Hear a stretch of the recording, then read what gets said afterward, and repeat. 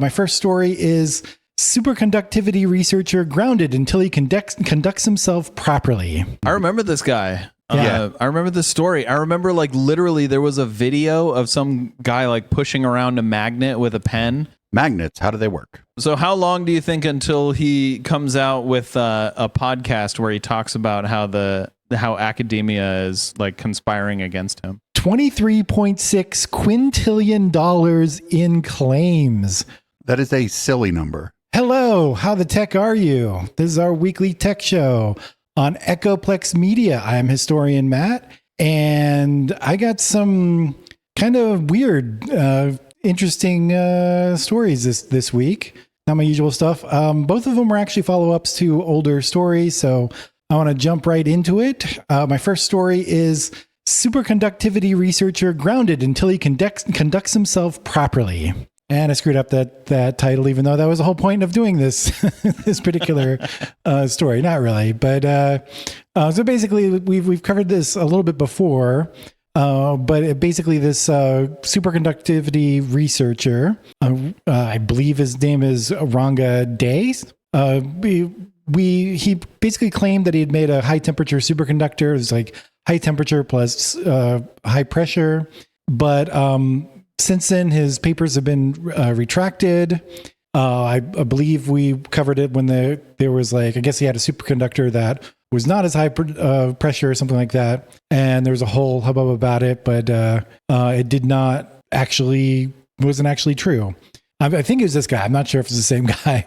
But basically, the University of Rochester, which is where he works, founded that he committed research misconduct and is going through some disciplinary actions. What do you guys think? I remember this guy. Yeah. I remember this story. I remember like literally there was a video of some guy like pushing around a magnet with a pen, and like the magnet was just like laying, like one side of it was like touching the magnet it was sitting on, and the other side was just kind of sitting up. And they were saying like, oh, look, superconductivity. And it's like, yeah, but it's not floating in the air. That's not like all magnets do that. That's just a magnet. No, I mean, he played around with it and stuff, and it was definitely kind of stuck in that area. But there's like two different reasons why you can have a floating magnet. Like there are floating material that looks like superconductivity. One of them is it's a superconductor.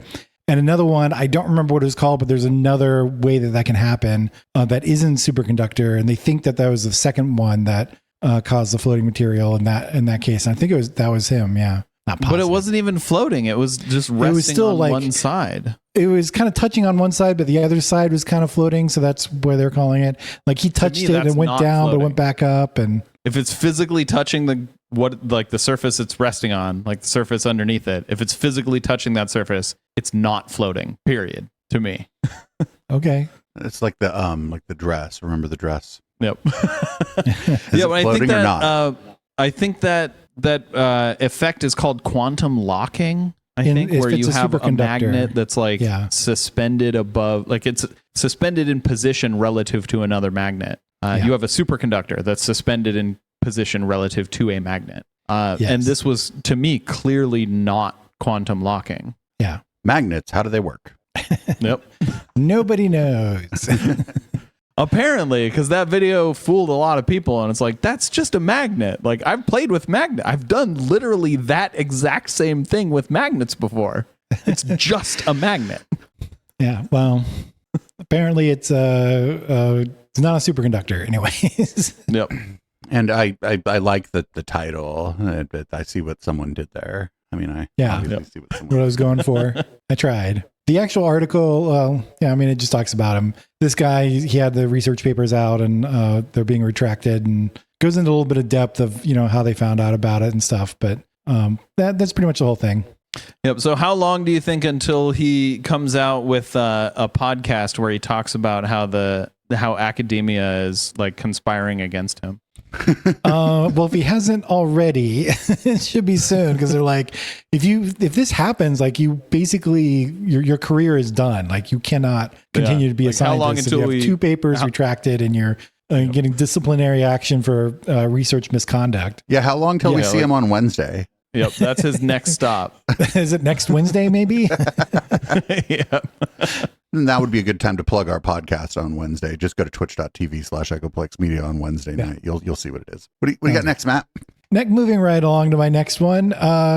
So the title I have here is just $23.6 quintillion in claims. What am I talking about? Well, those are the claims. That's the amount of claims against FTX. And if you're wondering, $1 quintillion is 1 billion billions, or a 1 followed by 18 zeros. So I'm not entirely sure how they came up with these claims. I think what happens is they have a certain amount of loss, and these are like big companies. And because it's such a huge fraud, and they know it was a fraud, it gets like multiples, of what the actual losses are. And I think that's how it kind of added up. Plus, there's probably some scamming or something like that. Most likely with the FTX, there was an overall loss of probably about $10 billion, which is still a really big number, but not quite that big. And I think by comparison, like all of the wealth, if you added up all the wealth of the entire Earth, it's like $700 trillion, which is many orders of magnitude lower than that number. But that's like 4 orders of magnitude, right? Yeah. But it goes trillion, quadrillion, and then quintillion. But I'm talking about this because Sam Bankman-Fried is up for sentencing this week. I'm going to call him SBF from now on, but he's facing a 110-year max penalty. That doesn't necessarily he's going to get that, but that's like the maximum he could get, which he's calling a supervillain level of sentence. So, which probably sounds about right, and I think a lot of people kind of think he's a supervillain at this point. But of course, SBF is trying to minimize how much harm he caused, or minimize the harm that he caused, and seems to be delusional. And this article talks about it. Basically, the article is about a letter from FTX, I believe's current CEO, where the CEO is debunking a bunch of SBF's claims. I didn't want to go through each of the claims and talk about it. You can read the article. But it's, the current CEO is the guy I think he took over after the whole collapse happened and SBF left. And it's just, he's basically saying like, FTX was a disaster when they left it, and they're still trying to find all the money and hopefully get some back to the people who lost money. What do you guys think? That is a silly number. That is a very silly number. I think hopefully he gets what he deserves. Yeah.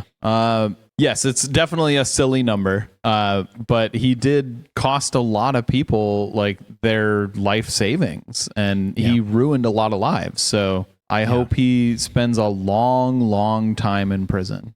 What seems odd to me is that there is still a CEO of FTX, and that there was no like corporate death penalty applied to the entity known as FTX as a result of all of this.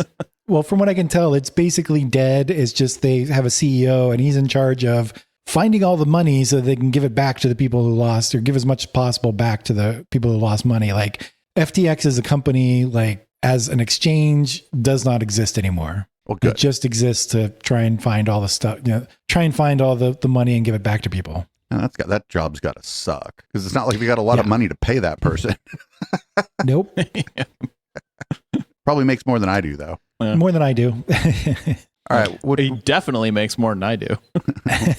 Thank you for tuning in to How the Tech Are You? We do this show weekly, and we put it out on YouTube in multiple installments, and we also put it out as a podcast. If you want to check that out, that and our other podcasts are available on echoplexmedia.com. Don't forget to like and subscribe. And if you want to support us, you can do that at patreon.com/echoplex and eplex.store. And if you support us on eplex.store, you get to buy a lot of our merch. We have some really great merch, and every merch item that you buy supports the channel, and it supports our podcast network. So feel free to do that, and there will be another video for you right up here. Have a great tech and week.